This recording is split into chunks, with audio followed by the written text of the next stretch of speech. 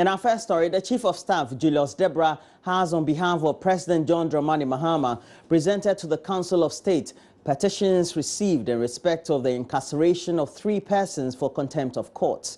The petitions were received from the general public and lawyers of the Muntie presenter, Salif Umasi, and his 2 guests, Akogan and Alistair Nelson, who have been jailed for 4 months by the Supreme Court.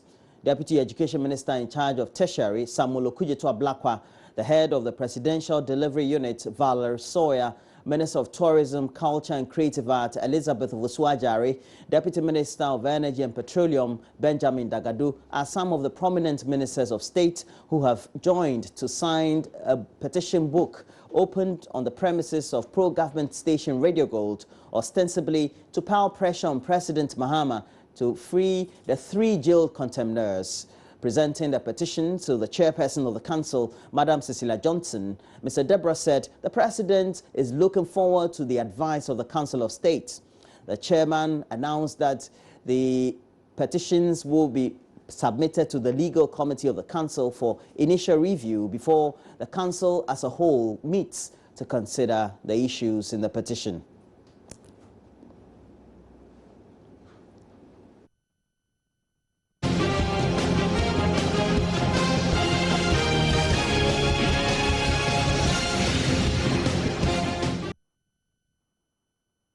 The governing National Democratic Congress has dismissed suggestions the energy crisis which plagued the country for about 4 years could cost it victory in the 2016 general elections.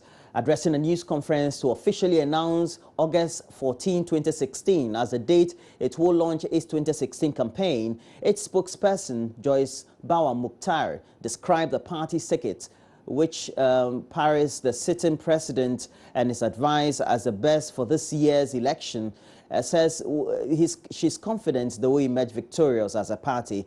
Your News' Joseph Akable reports. The media encounter was organized to officially announce August 14 as the date for the launch of the party's campaign. The launch is scheduled to come off at the Cape Coast Stadium. The party's campaign theme for this year's election is, quote, changing lives, transforming Ghana, unquote. Addressing newsmen, spokesperson of the NDC campaign team, Joyce Bawa Mukhtar, expressed optimism that the party will win the polls. Our candidate has demonstrated his commitment and passion for this country, to our development, and to the ideals for which the National Democratic Congress was established and set up. As a party, we believe that we have the best candidate, that as a party, we've put forth our best foot. We also expect that Ghanaians will, like us, agree with us that we're convinced that His Excellency John Dramani Mahama indeed deserves a second 4-year term. Ms. Mukhtar is also confident the recent power challenges will in no way affect the votes for the party. Basically, I would not call that a challenge. And I'm sure you will agree with me that for the very first time, quite a lot of effort has been made to ameliorate or reduce the power outages that we have. The challenge we have really has been more to do with climate change and the fact that we can no longer depend on hydraulic power. So all efforts are being made to move to thermal, so at least we can augment the work that the hydraulic power has been doing. So in terms of DUMSO, we do foresee some level of reduction in power outages, and I'm sure that most of you here would realize that a lot is being done in that regard. And we don't see that even as a challenge, because I believe that if previous administrations had each put in similar commitment and effort, it will probably not be something we'll be discussing today. Joseph Akable reporting for Joy News. And the opposition New Patriotic Party has meanwhile challenged the NDC's claim that President Mahama is the best to rule Ghana. Communications Director of the party, Nana Kumia, says he may be NDC's best candidate, but certainly not for Ghana, and that he has not done what it takes to be called the best. John Mahama, the president, may be the best for the NDC, but certainly he cannot be the best for the country. And the record is very clear. The record is there. We're talking about DUMSO.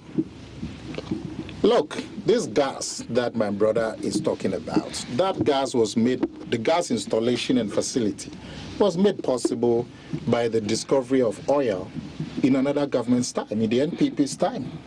If the policies of the NPP had not made it possible for us to discover oil in commercial quantities, we would not be having any gas infrastructure in this country.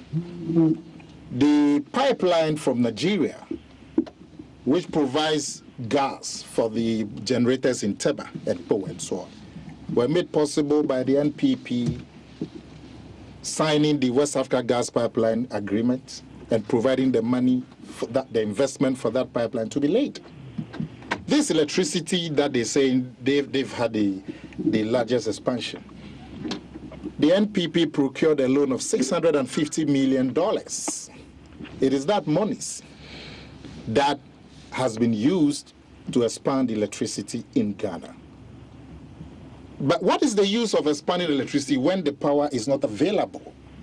And you import from countries like Cote d'Ivoire, who are supposed not to have the same generation capacity as you.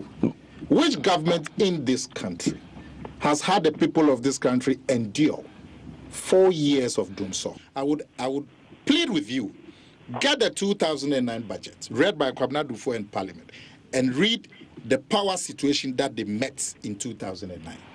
Look, when John Mahama became president in 2012, he set for himself certain objectives for the country in inflation, in interest rates, in the deficit, in the city, in jobs. All of that, he's failed.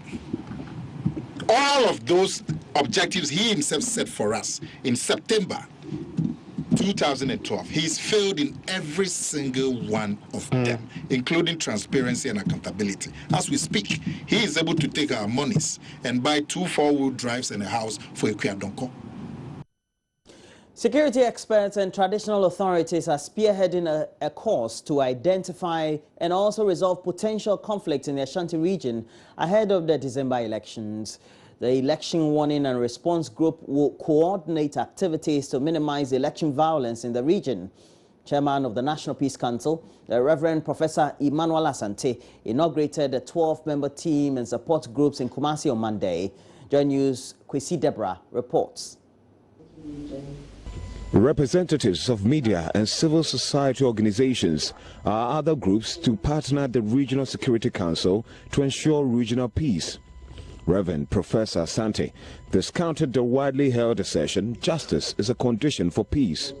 He points out it is rather a peaceful environment that people can seek justice using democratic structures. According to Reverend Professor Asante, in Ghana's quest to maintain peace, it's important conflicts are well managed to prevent escalation.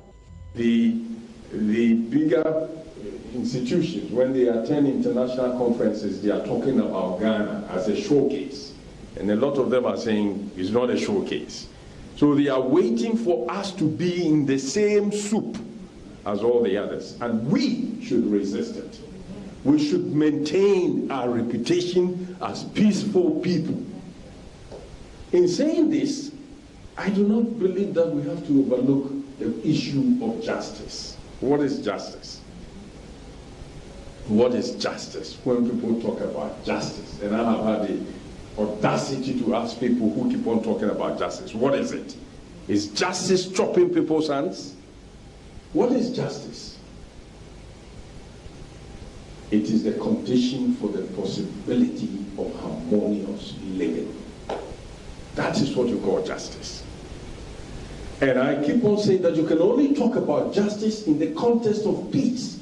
Without peace, no justice. I don't think that when bullets are flying, people have gone crazy, houses are being burnt, you can stand there and shout justice.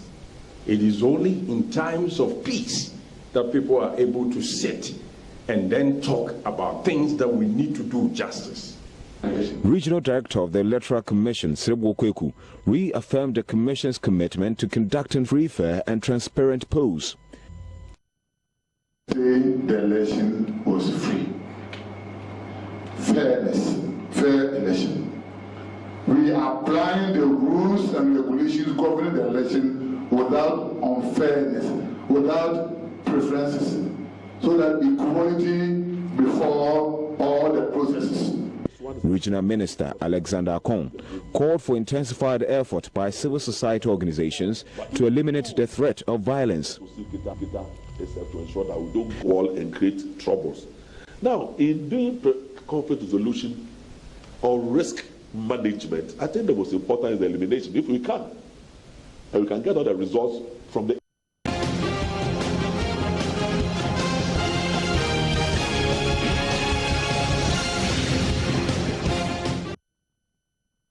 Well, let me tell you this, I've experienced this, because life in a slum can be tough and dangerous enough for anyone. For residents of Fitalai, a community along the Accra-Tema motorway, the slum life is further complicated by the presence of high-tension cables hanging over their heads. Well, apart from the danger of being electrocuted should anything go wrong, doctors believe the residents stand a high risk of contracting leukemia, a form of blood cancer that reduces the red blood cells. Beatrice Addo visited the community and has filed this report.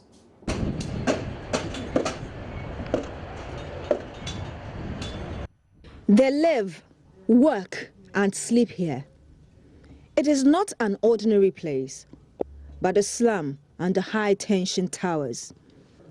Today, I'm here at Fitalai at Ashaimani to find out why people would live in such an environment. I meet Mohammed Sani. He's 28 years old and has lived here for 8 years. He's from Bimbila, and he deals in scrap metals in order to cater for his wife and 2 children back home. I come work the business for here because I find the money. They here no. If you there for here, you go get the small money I go chop. So this place you live at, do you live in a kiosk? I've seen a number of kiosks around here. I did a kiosk inside. And you work here as well. What sort of job do you do? At the bus scrubs. Are you not worried that the kiosks here are under high tension poles? And even where we are sitting, I can see the cables linking one end of the pole to the other end. Are you not worried? Yes, no worry, but then if you get the money, I go find the room different place. I will go that place. But now, no, I don't get the money, you won't go different place. So you're saying you're from Bimbila and you came here because you felt you wanted to work and make some money. There are a lot of places in Accra. Why didn't you go to any other place but here? The place, no, if they here, no, they're my brothers, that's why they come for here.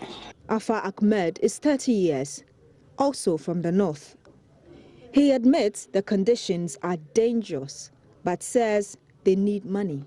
We know, but you know, sometimes, you know, it's highly difficult for us. It's true, yes. But today, this high tension under is very, very dangerous.